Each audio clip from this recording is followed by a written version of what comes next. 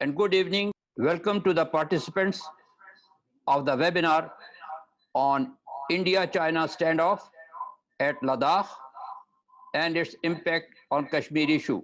I now request the chairman for his welcome address. Chairman, sir.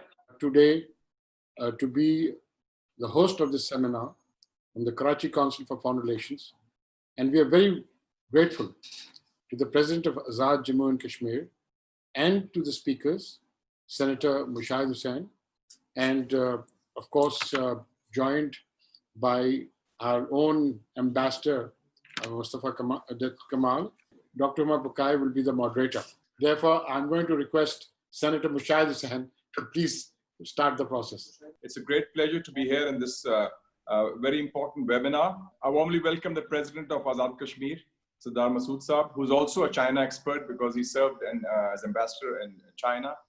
And I think this is a very important subject that we are dealing with today. I'll just make three fundamental points. One, what are the roots of the crisis that led to the standoff? Secondly, what are the implications for Kashmir and for Pakistan? And then thirdly, what in my view should be the way forward in terms of our policy. First of all, this is basically a crisis of the making of Mr. Modi and India. And he made the same miscalculation which Nehru made. Nehru also in '62, he had an imperial mindset and he tried to overreach vis-a-vis China, and then he got a thrashing. And similarly, about 50 years later, 60 years later, action replay has been there. The imperial mindset of Nehru has been reinforced with the ideological zeal of Mr. Modi. The roots start on 5th of August 2019 when India announced the annexation of occupied Kashmir and Ladakh, and then declared them union territory. And you would know that Ladakh is disputed between China and India, and this next day, the Chinese Foreign Ministry announced that this Indian action is unacceptable. Pakistan also denounced it. So that's where the... And then on 6th of August, please see the sequence of events. India's Home Minister, the President of BJP, Mr. Amit Shah, announced that Azad Kashmir, Gilgit-Baltistan, and Aksai Chin are an integral part of India, and they will die fighting to get it back. And Aksai Chin is that part of China which links up two of the very important Chinese provinces, Xinjiang with Tibet. And there's a very strategic highway also called NH219, and it's next to Ladakh. So that was there. And then this statement was repeated by the Chief of Army Staff of that period, General Rawat, also repeated by the Defense Minister, Rajnath Singh, who then went to the area, Ladakh, in October 2019 to inaugurate some infrastructure, including a road they have built, which is called the Darbuk Shiok Daulat Beg Oldai Road, DSDO, 255 kilometers along the line of actual control between China and India. And mind you, the China-India, there's no demarcated border on the ground, and this is not delineated on the map. So it's called the LAC, the line of actual control. Like ours is the line of control, LOC. And this road is about 9 kilometers from Aksai Chin. So it's a very strategic road. It's the northernmost tip of India, Indian territory, close to China's Xinjiang province. So that was inaugurated. And then in November 2019, the Indian side released new maps showing all these parts, territories as part of India, including parts of Nepal, which created a reaction in Nepal also in China. And of course, of late, they have been saying that they have been giving weather maps of Muzaffarabad and also Gilgit-Baltistan, saying this, and that we will retrieve this territory. While this disengagement and this de-escalation happened in the last 3-4 days on the China-India border, we also heard a very worrying statement from Mike Pompeo, and US is working hard to mobilize support against China and will also reach out to European Union. I will start from the Prime Minister Modi's address to his nation.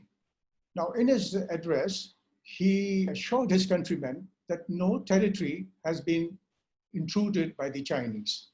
Therefore, if you go by his statement, as he told to his countrymen, then clearly the incident in which more than 20 Indian soldiers died was actually an attack on the Chinese post and an act of aggression. And perhaps the Indian soldiers, they marched to take over the post, and the Chinese gave them a befitting reply.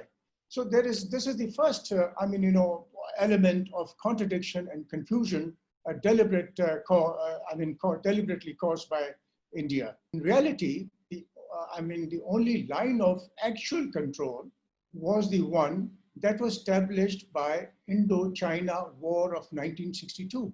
And India suffered humiliating defeat in that war. So all the Indian line of what the Indian claimed to be the line of actual control is a mere perception, of wishful perception to that. And this is where the fluctuating and the gaps between the Indian claimed perceived line of actual control and the Chinese established line of control, this is where the problem lies. First, let me talk briefly about the situation in Ladakh. I think this question has been already raised. Why did it happen? Well, the immediate trigger, one could say, was India's expansionism, the zeal for expansionism, and the steps they took on August the 5th last year, October the 31st, and April the 2nd, the cabinet ministers of Narendra Modi had threatened, as Senator Mushahid Hussain mentioned, POK, as they call it, Pakistan occupied Kashmir, Gilgit-Baltistan, and Aksai Chin. So this was a direct threat to China and Pakistan. This year, at the Ladakh, as the situation deteriorated along the line of actual control, China took a very firm and robust stand to defend its sovereignty and territorial integrity. Fortunately, I've had the pleasure and the privilege of flying in this area, the Karakoram Mountains, 50 years ago. In fact, using the helicopter that I flew in that time. So I have an idea of the terrain and I have an idea of what the things are. And I think strategically, the major point of concern that I had immediately was the nearness of Daulat Beg to the Karakoram highway, and the fact that the Indians have repeatedly said that they are going to interdict the China-Pakistan economic corridor. I think the question that I had also earlier asked is that there might be a difference between President Trump and his establishment, but the fact remains that something happened in the South China Sea that eventually led to the disengagement that happened between China and India. That was not the sole factor. In the South China Sea, there was show of power by the United States, but the Chinese were also very active. And in fact, it did not establish United States military supremacy in any case. So I would say that it was not a factor in the disengagement here along the LAC. At least that's what I believe. Second is that China was also ready with its platforms, and the United States doesn't want a direct confrontation with China at this point. Let's not rule out the electoral factor. President Trump always tries to project himself as a muscular leader, but he has messed up as far as COVID-19 is concerned. There's this very thorny issue of racism haunting him. And also he has opened up the new fault lines of North and South and East and West. And he's hugely distracted. And the establishment, in a sense, moved its assets into the South China Sea, but China also was very well prepared. So that's not a decisive factor. China did not want a war with India under any circumstances, because that war would be counterproductive for both India and China.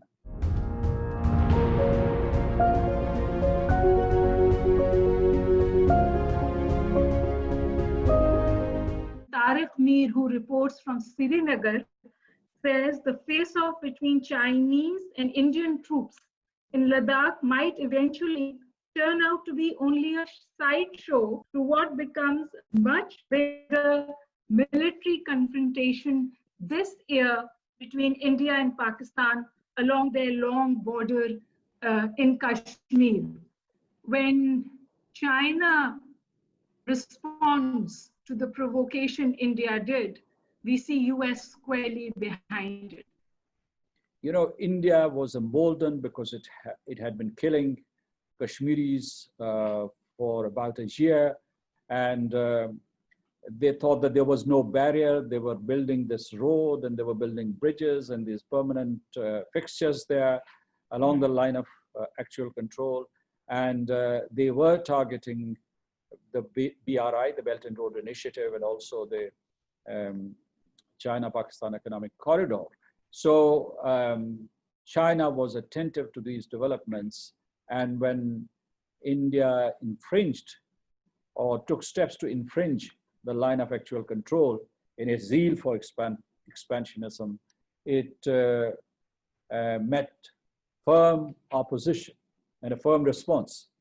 This is very important to understand. The second thing is that it is the Hindutva, the rise of Hindutva led by Rashtriya Swayamsevak Sangh and Bharatiya Janata Party, and they believe in irredentism, expansionism, and Lebensraum. Lebensraum, let's say in Kashmir, because they think that this territory is imperative for their survival as a union, as a federation. And they also want to take back Aksai Chin, because as Senator Mushahid Hussain had mentioned, that last year they had the Indian commanders and the Indian political leaders had threatened to take back Azad Kashmir and Aksai Chin militarily. So Hindutva is the doctrine behind all these aggressive moves vis-a-vis the neighbors in South Asia, and also against China. So what are the implications for that? I think this is very significant. There are three major implications. Number one, when we talk of Jammu and Kashmir, it is now a trilateral issue. It's not the Kashmiri people are there, Pakistan, China, and India. So China is very much there, and it was China whose good offices Pakistan also cooperated with, who took this issue to the UN Security Council twice last year. And I would also like to add that China has now reaffirmed its old position, which was there 40 years ago, that the Kashmir issue should be resolved according to United Nations Security Council resolutions. So that's number one. The second implication is now India faces a two-front military scenario. It's not just China, it's also Pakistan in that strategic area, which is close to Siachen, which is close to Xinjiang, Tibet, which is close to also Gilgit-Baltistan, Azad Kashmir. So that is a nightmare for Indian strategists. The United States is using India as a pawn in the South Asian or South Asian, East Asian chessboard, and wants to develop it as a counterweight against China to decelerate the progress of China at the regional level and at the international level. And India has falsely promised to Washington that it would perform that role, but it cannot get its act together in doing this bidding. So obviously the BRI and CPEC are a direct target of the Indian planners, because the BRI has expanded beyond their imagination. Some 70 plus countries subscribe to this mega project, which is transcontinental. So India is targeting the BRI and CPEC. And that's why it is in the forefront of this quadrilateral group, which is called the Quad. I mean, it is India, it is United States, Japan, and Australia. And they're targeting the BRI and CPEC. In this current situation, which India is now facing, that they are now going to be also seeing CPEC, Gilgit-Baltistan, Azad Kashmir, as part of their core interests. Because when you look at the region, you cannot compartmentalize what is happening on that area of vis-a-vis Xinjiang and Tibet, Aksai Chin, and also linked with what is happening in Gilgit-Baltistan, Azad Kashmir, and CPEC. Because CPEC is the flagship of the Belt and Road Initiative. So this area is now defined as a core interest. The Indians are actually boxed in by their public. They treat their actors and actresses as gods and demigods. Actually, they have become chief ministers and things like that. You see almost all their actresses, etc. And therefore, Bollywood movies, the Bollywood actually has become reality.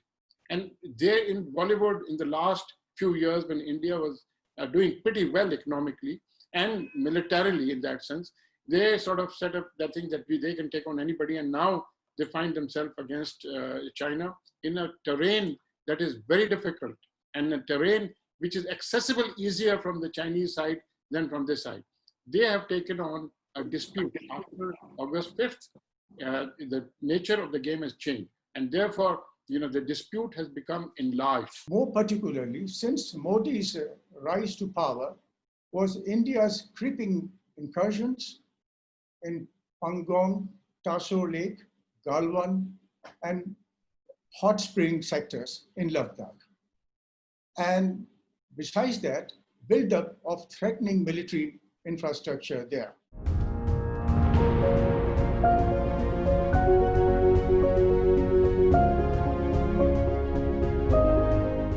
It was said that the new flashpoint in South Asia is the border between India and China. So these are perhaps indicative of the developments that are taking place. Of course, Pakistan needs to take into view how it's going to work out, but I see that keeping the Cold War away is going to be very hard. We just have to decide on what side of the Cold War we are this time. The buildup of military infrastructure threatening China in the disputed border region is a clear violation of all 5 agreements signed in 1993, 96, 95, 2000, 2005, 2012, and 2013 with China. The crux of these agreements revolves around the enshrined objective of peace and tranquility between the two countries. Now, the bigger agenda is contain China. And you would recall that some time ago, the president of China, Mr. Xi Jinping, has proposed to President Barack Obama and later also to President Trump to avoid what he called the Thucydides trap, which means that if there is an existing power and there's an emerging power, they don't have to go to a conflict, to a war, to prove their mettle.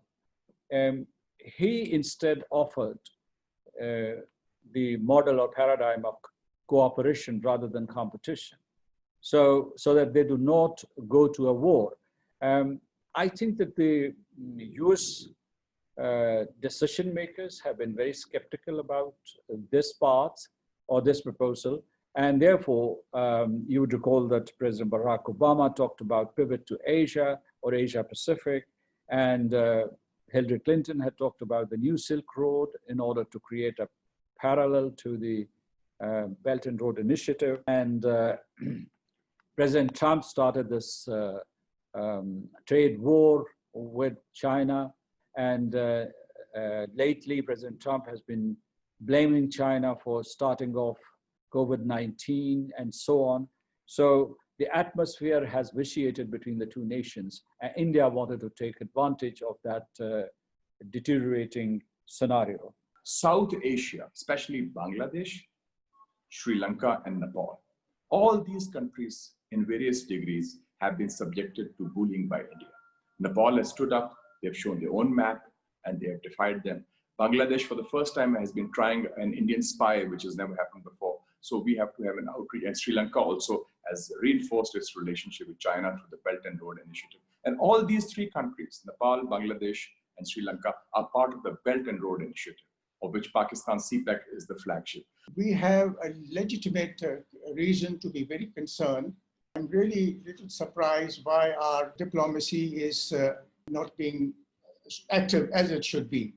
This is a clear violation which affects, as Senator Musharraf Hussain made it very clear, that it affects to not only China but also Pakistan.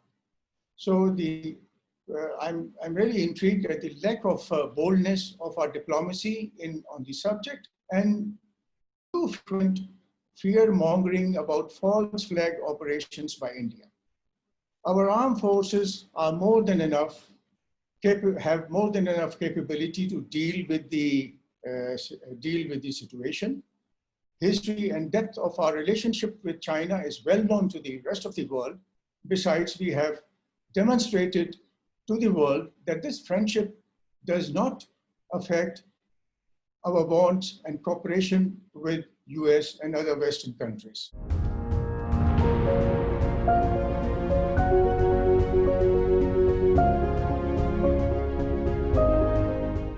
I would say that we should prepare for a war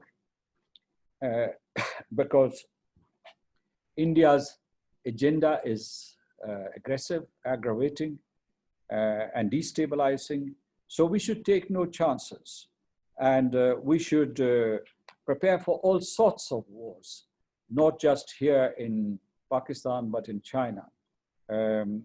Because India is ready to be used as an instrument of the United States when it comes to dealing with China.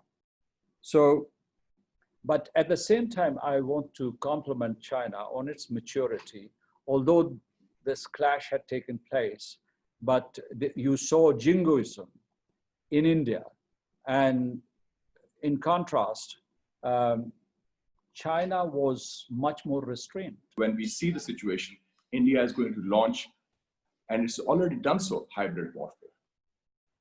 I don't anticipate a formal Indian attack on Pakistan of the kind they had in Balakot, because when they had the attack, like a good bully, they realized that when we didn't blink and we hit back, so they backed off. But hybrid war, we saw it in Karachi Stock Exchange last week, and we also saw it in Gotki, in Ladakh and Karachi, the attacks on the ranges. I think it's very clearly Raw-sponsored, and we should get ready for this covert operation, which are directed against Pakistan and also against Pakistan-China friendship also.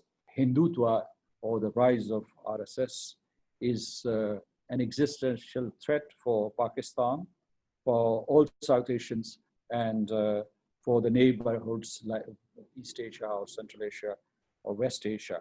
So we should be prepared for that challenge as well. I'd like to hear the panelists. We're constantly talking about this new world order. So the post-COVID world order, so to say. In the aftermath of the emergence of the BRI and also COVID-19, we have a new world order, and this new world order is symbolized by the BRI, the Belt and Road Initiative, and it is an alternative world order. It has its own international financial system, symbolized by AIIB. So Pakistan's foreign policy needs a revamp to focus on that area. And we also have to finally prevent that the new Cold War, which some in the West are trying to conjure up, it should not come to our part of the world, especially South Asia, because we cannot have, after having peace in Afghanistan, after promoting a new peace process there, we cannot afford a new Cold War. China doesn't want that. And today I'd like to advise all of you, because there's a think tank, a very important speech was made by the Chinese Foreign Minister Wang Yi, and he said that China is ready to cooperate with the US on areas where there are even differences which can be resolved through dialogue, and they are willing to cooperate also on Afghanistan, and they've done so. 2 days ago, they had the statement. So I think for Pakistan, this situation provides us a geopolitical breather, strategic space, greater room to maneuver, because India is on the defensive. The US needs Pakistan for the Afghan peace process. The US is busy with their elections, which can go either way, although it seems now that Mr. Trump may lose also. So Pakistan has greater room to maneuver, and thanks to CPEC, we are the hub of regional connectivity with South Asia, with Central Asia, and with Iran, Afghanistan, and also the Gulf region through ports and pipelines, roads and railways, and economy and energy. This is on COVID-19, post-COVID-19 world order. The world order was changing even before COVID-19, but COVID-19 has acted as a catalyst in accelerating this transition. The second point that I want to mention is that the United States would continue to be a preeminent nation for decades to come. So that must be kept in mind. That would remain a constant. Second is that there is also a China-led global order and global architecture. This is competing with the existing order that we have had so far. And it is making an alteration in the system that we are familiar with. Then I would say that in addition to the China factor in the world order, we have these emerging nations, a dozen of them, who are contributing to the world order. And therefore, what we have today is a pluralist or multilateral order, world order. So it is no more a unipolar order that used to be. It's a multipolar order. We, in this order, post-COVID-19, we would see rise of ethnic nationalism, and religious nationalism, and fascism. People say Black Lives Matter, BLM. I say Kashmiri lives matter also, right? Why cannot we have this as a slogan down and say, yes, we will go and say, this is the problem. Look at it. For one person, you have hundreds of people that are dying in Kashmir today or being subjected. Can you see the image of the young boy standing, sitting behind his grandfather who was killed by being dragged out of a car? Now, these are the images that we must bring forward. There's massive resistance going on in Kashmir, and the Indian occupation forces haven't managed the situation very well. Every day they have to kill more than a dozen young men in fake encounters or state encounters.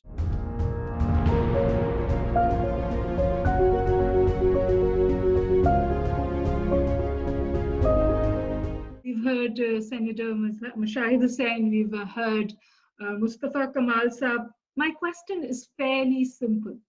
And my question is that this disengagement and de-escalation that we saw in the last 5 days, was it not a direct result of what was happening in South China Sea?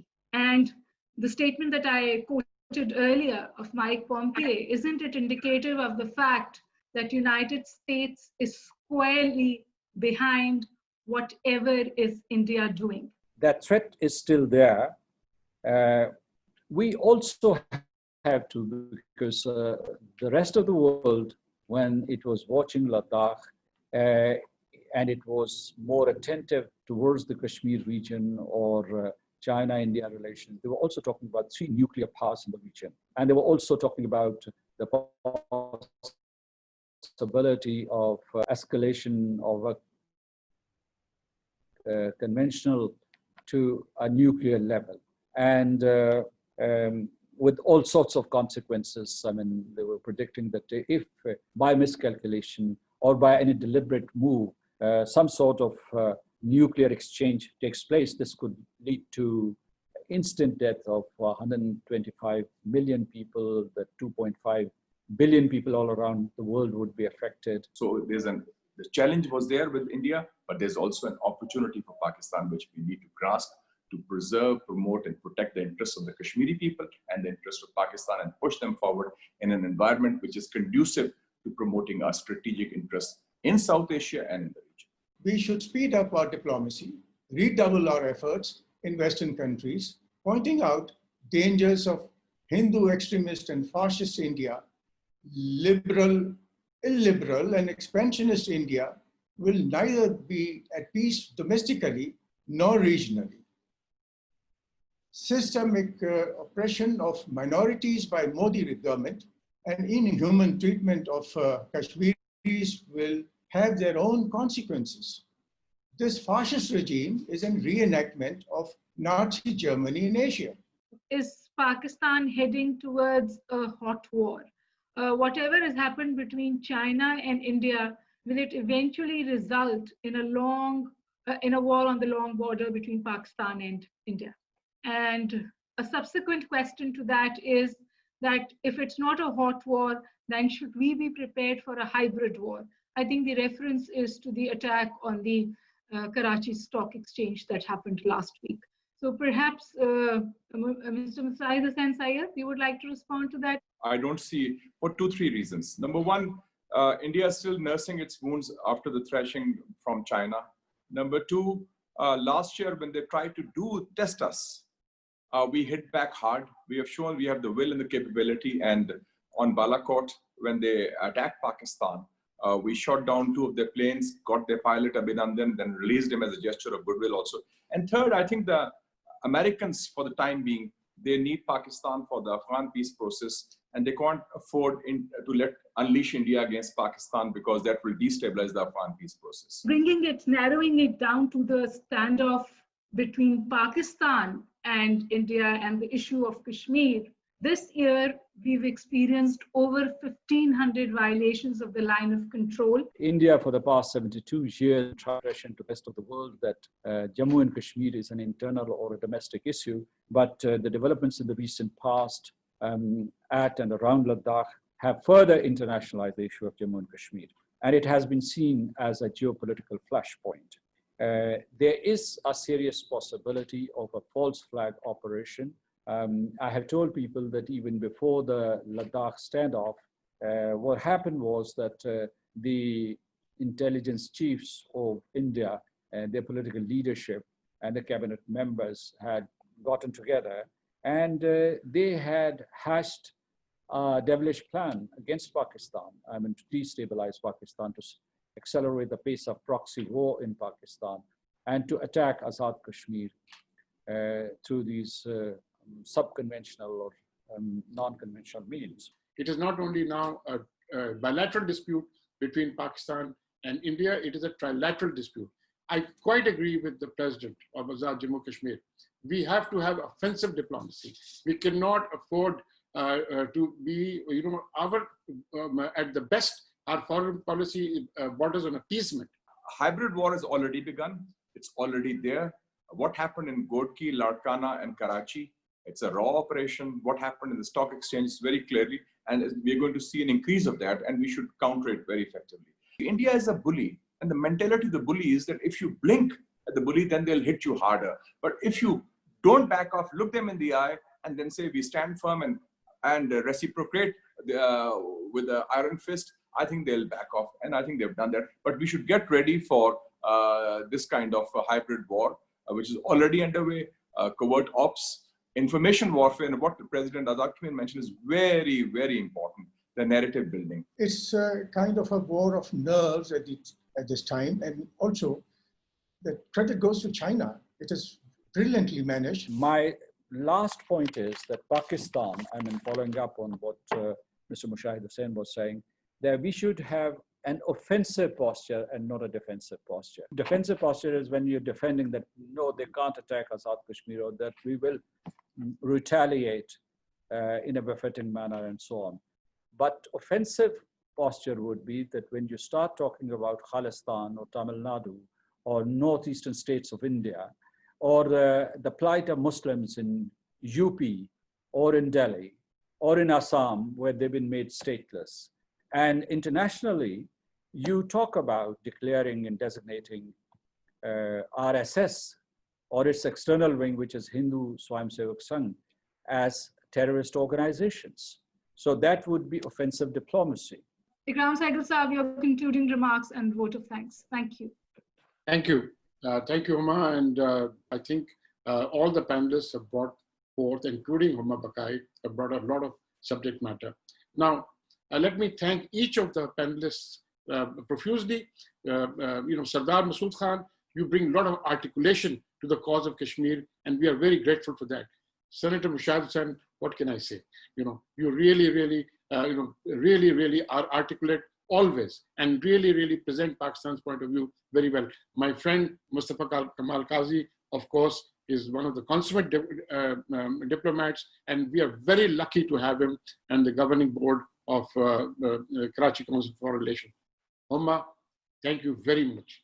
As usual, you've been brilliant. And I think, if I may say so, I think from my side, I would just like to close by saying thank you for making what is this webinar successful, because according to that, we have about almost 100 participants in the webinar, and we have over 1,000 people we have reached in the Facebook today. And obviously, when this is put on YouTube and other places, you will find the it will expand. So thank you all very much, and I'm very grateful.